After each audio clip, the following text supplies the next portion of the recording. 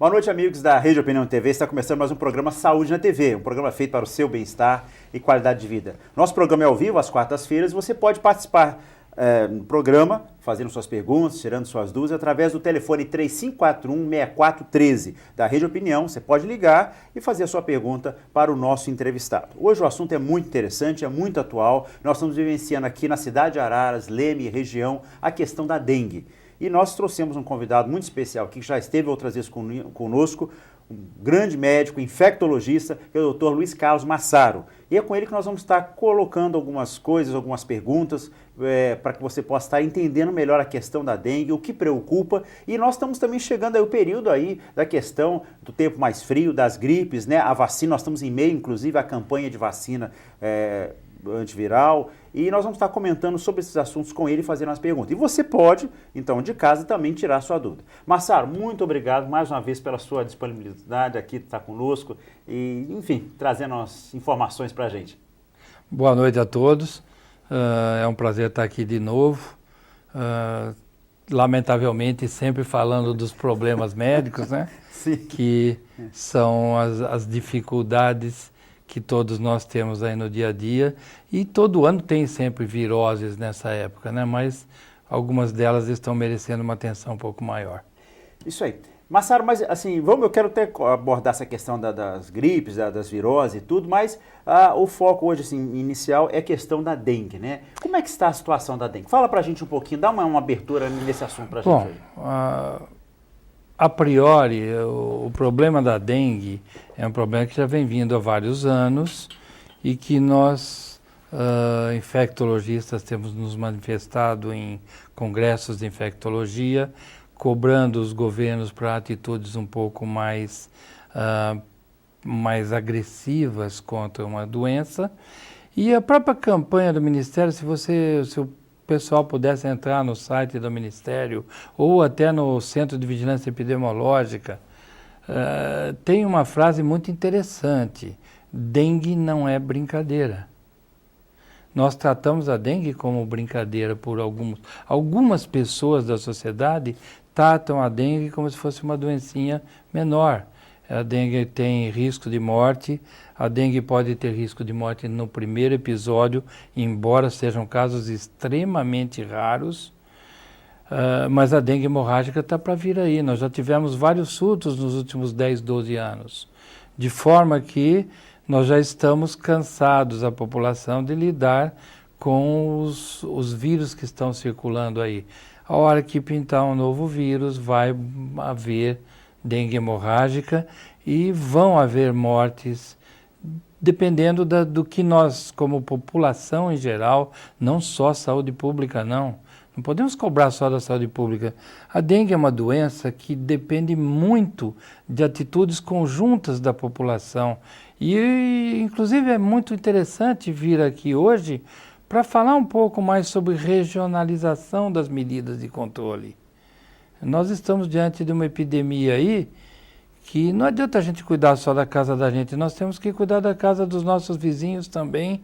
Se pudermos ajudar a eles nos ajudarem, a dengue é uma doença que está aumentando por questões sociais. Massaro, você colocou muito bem essa questão aí, que às vezes as pessoas não levam tão a sério, né? Até aquela brincadeira, a pessoa está com dengue, está dengosa, né? E vai levando como se fosse uma coisa simples, passageira, que aquilo vai tomar um remedinho, um Tilenolzinho ali para a febre e tudo. Mas, como você colocou, é muito importante. Nessa questão que você falou, que a gente tem que estar olhando a nossa casa, a casa do vizinho, hoje, a questão da dengue, assim, o fato importante é a questão do foco, ou seja, do mosquito onde ele se aloja. Então, isso é importante, quer dizer, o acúmulo de águas, de águas paradas nas nossas casas, nos terrenos baldios, isso aí, basicamente, é a questão mais importante na questão da dengue. Eu acho que é interessante, dentro do que você falou, que quase resumiu tudo, mas com algumas nuances que precisam ser corrigidas. Por exemplo, nós temos a história do terreno baldio. Todo mundo pensa no mato, na sujeira. Para a dengue não é esse o problema. Para a dengue, o problema está modificando um pouco o comportamento desse agente transmissor, mas o mosquito prolifera, em geral, em água limpa, tem hábitos diurnos. Então, a história do terreno vizinho baldio, A não ser que haja lá recipientes abertos para juntar água, não é um problema tão grande para isso. É um problema, sim, para ratos, para outras coisas e outras doenças. Mas nós estamos falando de dengue, e para dengue a gente tem alguns conceitos um pouco ruins. Piscina. Quem está com água limpa, está limpa porque pôs cloro, e aí não tem o mosquito da dengue, a larva da dengue. Se ela está suja, o mosquito não gosta muito da água suja. Então, piscina não é um problema em geral. A gente tem pequenos recipientes que tem o grande problema da dengue. Hoje nós temos a confirmação, já de alguns anos para cá, de que a fêmea da dengue, que é só ela que pica, né? O macho do mosquito da dengue, ele vive de líquido de frutas, ele não suga o sangue humano, é só a fêmea. E a fêmea põe ovos, e hoje tem transmissão transovariana, ou seja, ela põe ovos, se ela está contaminada, ela já põe ovos contaminados. Esses ovos ficam ressecados.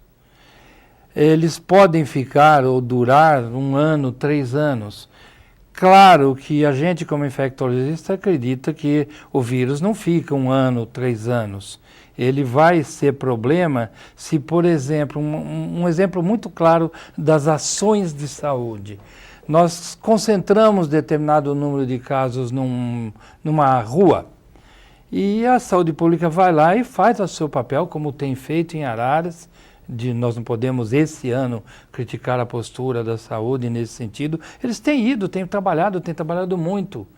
Vai lá e vai matar o agente. Faz o fumacê lá, como a gente chamava antigamente, já matou. Mas se os ovos foram colocados em recipientes e tiver o recipiente na casa da pessoa e ficar um período de 15, 20 dias sem chover, 1 mês, o que acontece? Esses ovos ficam ressecados, contendo já o vírus.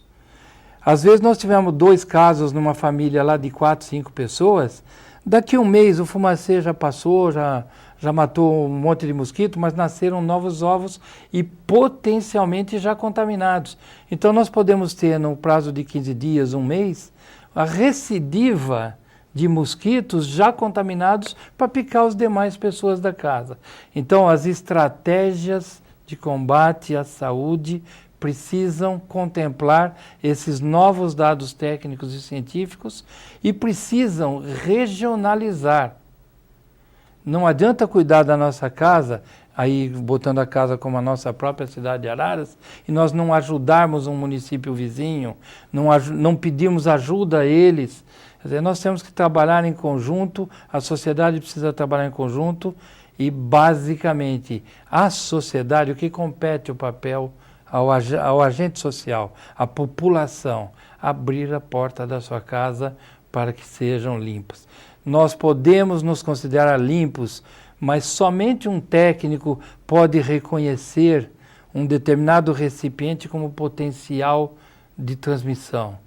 Nossos olhos não são, o meu talvez, o seu, ou do pessoal seja mais técnico. E ainda assim a gente às vezes come bola, né, como se fala na gíria popular. Então nós temos que ter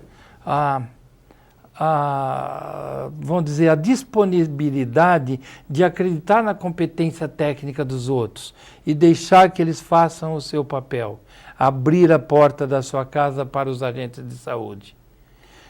Basicamente, desculpe, só complementando, estendendo um pouquinho mais, eu acho que essas ações nós temos que pensar para o ano que vem, para os anos seguintes, porque as ações agora são ações de emergência. Nós estamos diante de uma epidemia. Numa epidemia, você tem que tomar medidas de exceção. Numa ação, para o ano que vem, você tem que trabalhar no momento que não tem chuva. Porque nós temos que eliminar recipientes. Eles podem conter ovos ressecados e novos mosquitos vão nascer no ano que vem. O ovo pode durar 1 ano. Não contaminado, talvez, mas dura 1 ano. O mosquito está lá de novo no ano que vem.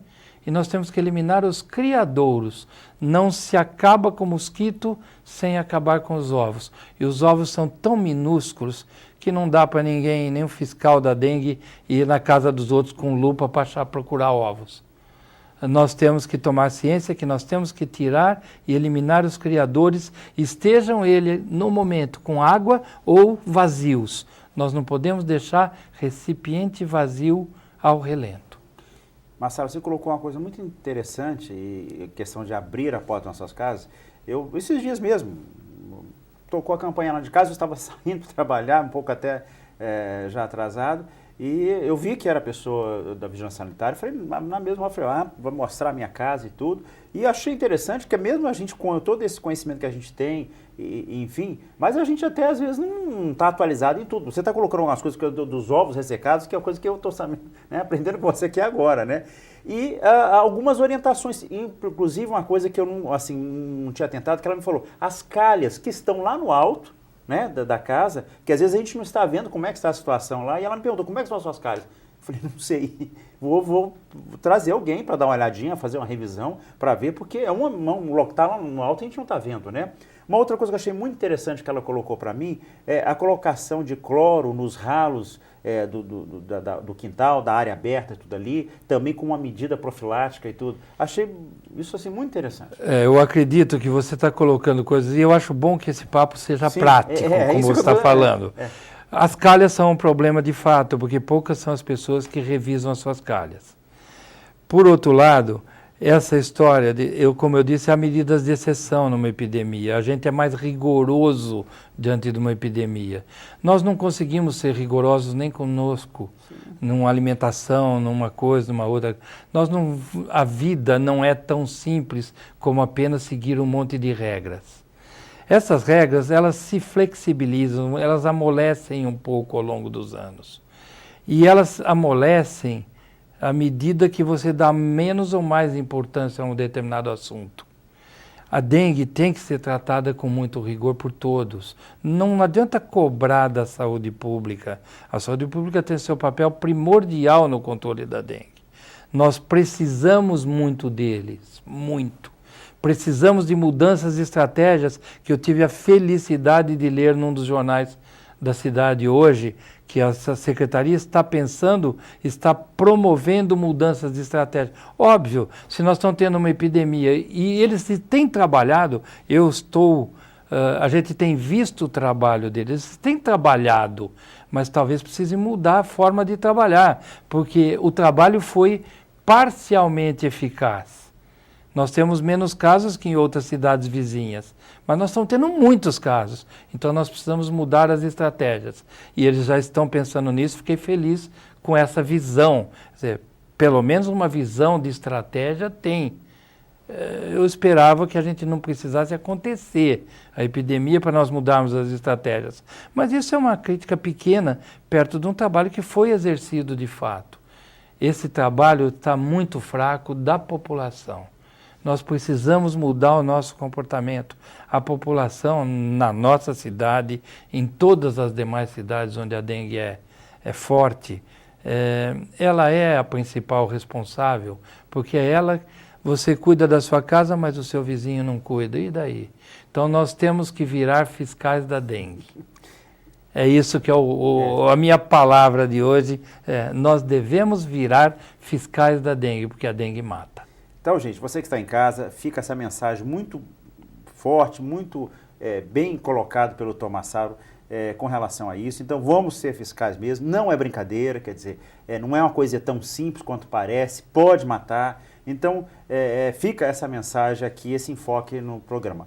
Mas, Massaro, saindo um pouquinho dessa visão epidemiológica, todas as medidas e tudo aqui, eu queria só que falasse um pouco, vamos estar relembrando algumas coisas para os nossos telespectadores com relação à dengue, né? Assim, a pessoa que é contaminada, que aparece sinais e sintomas, que já falamos outras vezes, mas é bom estar repetindo, dando algum destaque, você como especialista, para que as pessoas saibam até aprender a discernir um pouquinho e que medidas e que orientações você dá. Eu vou tentar resumir, porque sei de que é um programa que tem o seu limite e o seu horário. Sim. Então nós vamos tentar resumir para não ser muito prolixo. Mas a dengue é uma doença aguda que após a picada do mosquito contaminado, lógico, o mosquito tem que estar contaminado. O mosquito é um mosquitinho bem menor que o pernilongo. Parece um pernilongo, pretinho. Eu brinco sempre, é corintiano, é pretinho e branco, é preto e branco. Não, ele tem algumas raias de faixas nas patas, principalmente brancas. É a fêmea que pica. A fêmea produz, ao longo da vida dela, a vida inteira da fêmea do mosquito da dengue dura de 30 a 45 dias. Em média, ela põe até 450 ovos, até, em média, uns 350 ovos na vida inteira dela. Você imagina que um mosquito poderia produzir mais 350, mais 400, 500. Então, mas não acontece isso porque há predadores também desse. A libélula, por exemplo, come mosquito da dengue e outros pernilongos. Então, isso é um equilíbrio da natureza. Ele pica no mínimo 3 dias, quer dizer, se a pessoa viajou para a cidade vizinha aqui, onde está tendo bastante caso, e eu fui ontem para lá, hoje eu estou com febre. Não foi lá que pegou. Porque um dia não é suficiente. 3 dias. Precisa pelo menos 3 dias. A média é 5 ou 6. E no máximo 15 dias. A pessoa, fui para a praia em janeiro e tinha muita dengue lá e eu estou com febre agora. Em abril, não foi. Não foi lá que pegou. 15 dias depois, 20 dias depois, já não foi lá que pegou. Então, dura 3 a 15 dias para aparecer os sintomas. Os sintomas são febre muito alta, dor de cabeça, diarreia pode vir ou não, depois de uns 3 ou 4 dias um vermelhão no corpo, uma coceira. Esses sintomas podem vir ou não. É importante a população saber que das pessoas que foram picadas pelo mosquito da dengue contaminado, 20 a 50% dos casos não vão dar doença. Imagina você que se a pessoa na prática está sofrendo uma picada do mosquito agora, está doendo ali, ela já bate a mão, espanta o mosquito. Ela foi picada durante muito pouco tempo, foi trocado muito pouco, foi pouco vírus que entrou. Ela pode não sentir nada e teve dengue. Então, nós calculamos, imagina com o número de casos que foi apresentado essa semana, de 500 e tanto. Aqui vamos supor, suponhamos que chegue a 600. 600 casos confirmados de doentes. Nós devemos ter sido picado pelo mosquito da dengue contaminado de 1.200 a 800 pessoas. E aí, se 20 a 50% delas não sentiram nada, nem procuraram, mas elas estão com anticorpo e elas tiveram uma dengue levíssima e nem sabem. E quem sabe se aí, num próximo episódio, daqui 2, 3 anos, de um outro subtipo do vírus, ela não fica doente. E aí tem uma feira... Bom, isso é um dado, para não ser mais, prolongar muito. Depois dos sintomas, as pessoas ficam, um dia antes de começar a febre, ela já está transmitindo. Ela não transmite para outro ser humano direto. Ela precisa ser picada pelo mosquito e o mosquito contaminou-se dela para ela picar o filho, por exemplo, que está deitado lá. Então, isso é um processo que dura do 1º dia ao 6º dia. Então, no máximo 5 dias depois de começar os sintomas, a pessoa poderia estar transmitindo para o mosquito e do mosquito para outra pessoa. Depois de 6 dias, mesmo que ainda esteja com alguns sintomas, não transmite mais. E por que não transmite mais? Porque o exame que nós fazemos hoje é a dosagem de uma imunoglobulina que se chama IgG e IgM. O IgM ele sobe por volta do 5º dia. Por segurança, faz-se o exame depois do 7º, 8º dia, porque algumas pessoas demoram um pouco mais para formar esse anticorpo, que é a primeira defesa do corpo contra o vírus da dengue. Esse anticorpo, ele neutraliza parcialmente o vírus, mas não é suficiente para acabar com o vírus. Ele neutraliza, e esse anticorpo que dura apenas 2 ou 3 meses, depois ele zera, é o primeiro, é o soldadinho, é o que vai primeiro na linha de frente combater o mosquito, o vírus. Ele protege contra os 4 tipos. É por isso que, quando está diante de um episódio de dengue, não há risco dessa pessoa pegar outro episódio de dengue nos próximos 3 ou 4 meses. E se nós vivemos numa cidade que ainda não é de casos no 2º semestre, que para de chover, tem frio um pouco, não tem mosquito, então esse ano provavelmente ninguém que teve dengue vai pegar outra vez. por essa conjunção de coisas. Só que depois que esse anticorpo cedeu, já está aparecendo no corpo um anticorpo que se chama IgG. Esse é poderoso, destrói o vírus em 15 dias, 7 dias, 8 dias, e aí ele está protegido para o resto da vida, mas só desse subtipo. Se tiver um outro tipo... Se tiver um outro tipo no ano que vem ou no final desse ano, começa a chover, tem mosquito, apareceu um outro tipo, ele pode pegar outro episódio de dengue. E o segundo episódio reserva um perigo maior. Pode ter dengue hemorrágica no primeiro episódio, mas é extremamente raro. É uma reação que a gente pode dizer mais própria do indivíduo, ele é sensível. Mas o segundo, terceiro episódio, tem pessoas que conseguiram ter os 4. A gente conhece, mas eu conheço com dois episódios de dengue aqui em Araras, várias pessoas já. E com 3 já conheci também, tá? Pessoas que viajaram para fora, não pegaram aqui os 3 tipos. Andou circulando nos últimos anos o subtipo 1 e o subtipo 3. O 2 e o 4. O 4 ainda é raro no Brasil, está entrando, mas é raro. E o 2 ainda está disponível no mercado, vamos falar assim. Tomara que a gente não traga ele para cá. Mas a chance de aparecer existe, e grande. Massaro, e essa mutação que você está falando assim? A tendência é ela continuar e aparecendo subtipos? E aí as pessoas não terem essa proteção? Olha, existe na medicina, eu vou usar uma palavra um pouco difícil de explicar para o povo, que chama filogenética, mas existem estudos de por que o vírus é levemente diferente do outro e causa a mesma doença. Talvez todos tenham se originado do mesmo vírus que sofreu mutação, mas essas 4 fixaram. A palavra mutação significa mudança. Um agente infeccioso, qualquer que seja, ele sofre mudanças por pressão. Você joga remédio contra ele, ele vai aprender a se defender do remédio. Mas a mutação nem sempre é para mais grave. Às vezes ele fica mais manco, vamos falar assim, e ele morre mais fácil. Então, a mutação, ela se estabelece ao longo do tempo, selecionando as mais fortes. Essa é a lei de Darwin, né? Sim. Quem lembra um pouquinho da escola, é a lei de Darwin. A melhora daquele ser através de se tornar mais forte.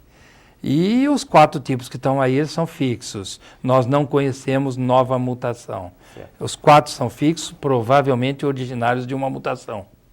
Massaro, com relação a cuidados, tá? O indivíduo está suspeitando febre, aquelas que você falou, dor de cabeça e tudo.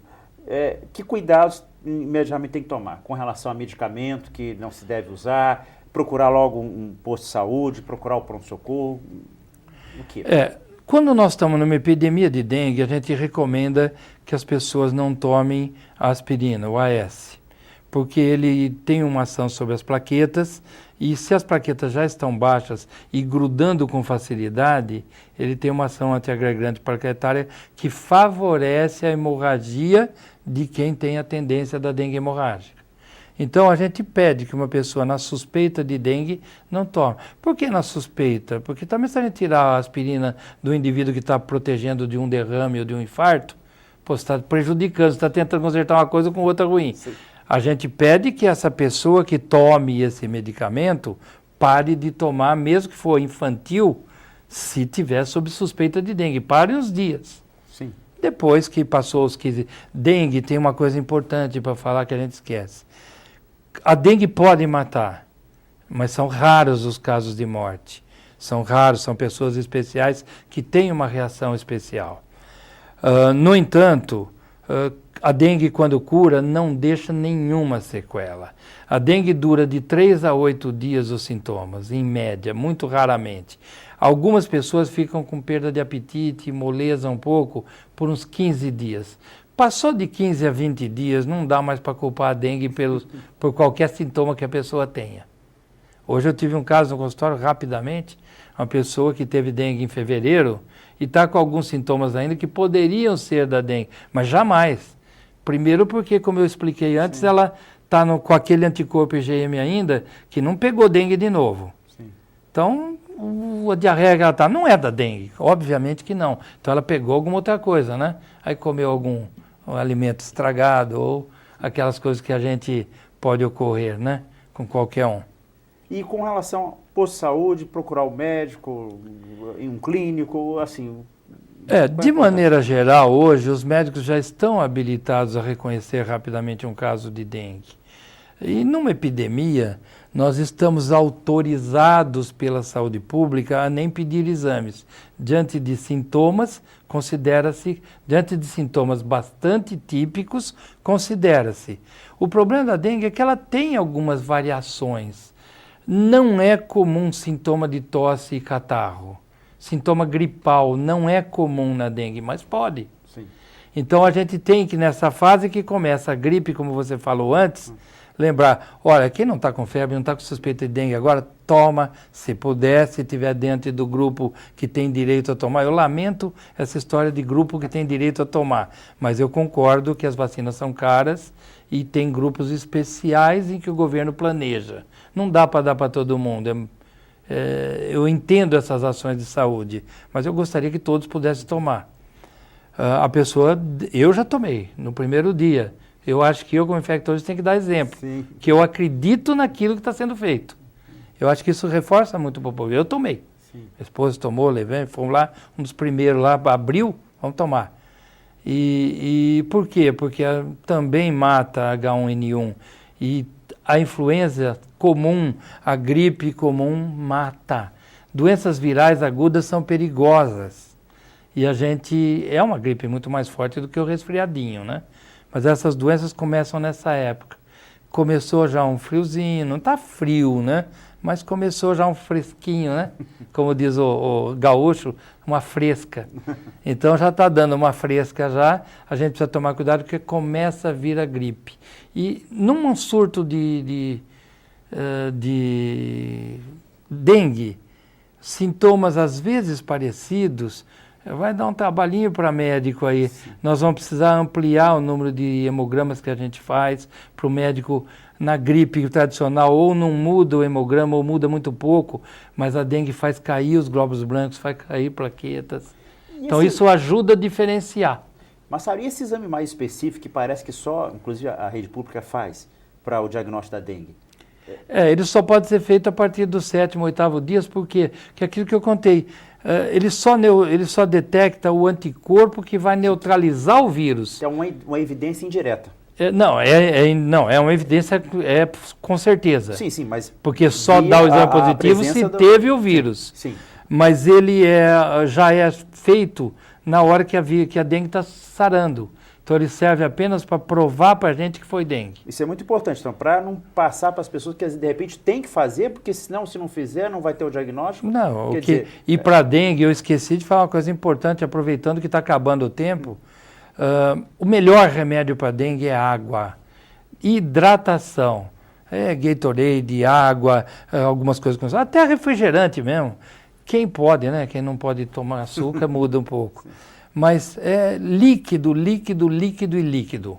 Não existe ainda outro tratamento para dengue além disso. O resto é dipirona, novalgina, né? O Tilenol. A dipirona é mais potente que o Tilenol e não há impedimento de usar ela na dengue, a não ser que a pessoa seja alérgica. Sim.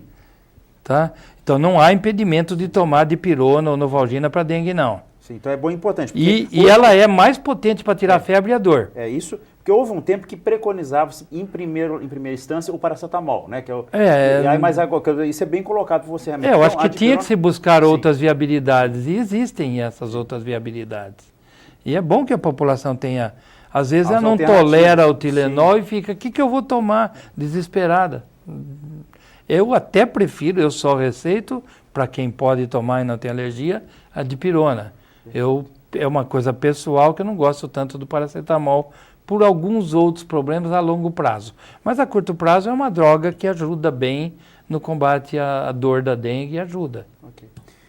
Massaro, gente, o tempo passou tão rápido. O doutor Massaro aqui realmente deu uma aula para a gente, explicou. Acho que quem está em casa realmente pôde entender ele com muita propriedade e didática, explicou para a gente muitos aspectos da dengue. Espero que tenha ficado essa mensagem realmente, essa mensagem principalmente que ele falou no início, que dengue é uma coisa séria, que nós precisamos lidar com isto, não só nas nossas casas, mas com o nosso vizinho, como ele colocou, E eu quero agradecer, então, Massaro, pela sua entrevista, pela sua participação aqui importante. Vamos botar você de novo aqui, para você reforçar, trazendo aqui. O assunto é longo, né? Depois, é longo. O assunto é longo e eu vou deixar uma mensagem final. Isso, que eu falei logo no início. A minha visão é que nós todos, povo, temos que virar fiscais da dengue. Nós temos que virar fiscais da dengue. Não só para cobrar a saúde pública, mas para nos protegermos. Muito obrigado, Massaro, por essa mensagem. Você que está em casa, obrigado pela audiência. Você gostou da entrevista, quer ouvir de novo, quer entender melhor? Sexta-feira, às 18h15, tem a reprise do nosso programa, só que não vale ligar. Hoje, inclusive, nem ligou. Acho que todo mundo ficou bem atento às suas explicações e não teve tempo de ligar. E nós estaremos voltando aqui com um novo programa, quarta-feira que vem, às 19h45. Saúde na TV, um programa feito para o seu bem-estar e qualidade de vida. Um abraço a todos, uma boa noite.